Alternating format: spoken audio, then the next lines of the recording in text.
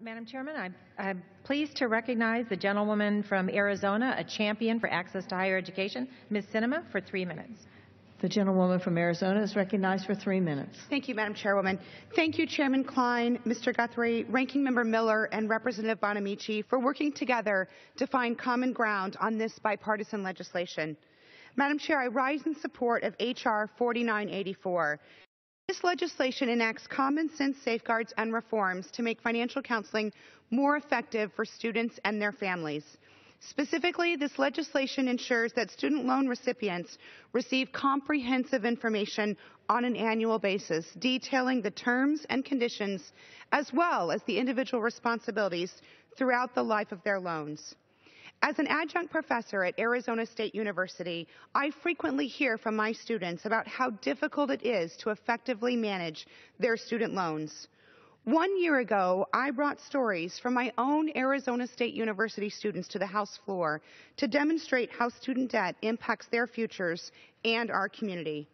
One former student in my district, Brandy, faces over $100,000 in student debt. While this legislation will make it easier for her to understand the terms of her loan, we shouldn't fool ourselves, because this legislation will not make repaying her loan any easier, it won't provide relief from rising interest rates, and it doesn't take meaningful steps to address the skyrocketing cost of higher education.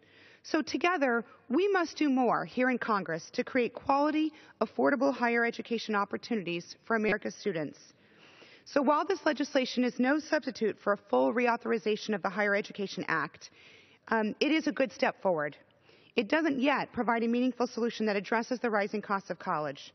But it is very important that we stand today and make the important start to ensure students are fully informed about their loans and student debt. I relied on Pell Grants, academic scholarships, and federal loans all through my schooling, just like my Arizona State University students do today.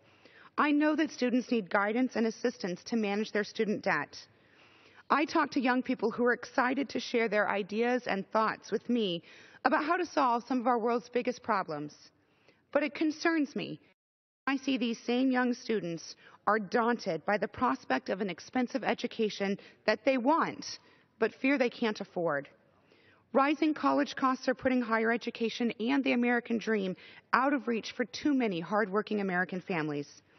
And education is the key to economic growth, job creation, and for many, a clear pathway out of poverty. I know this because education was the key to my own path from poverty to the middle class.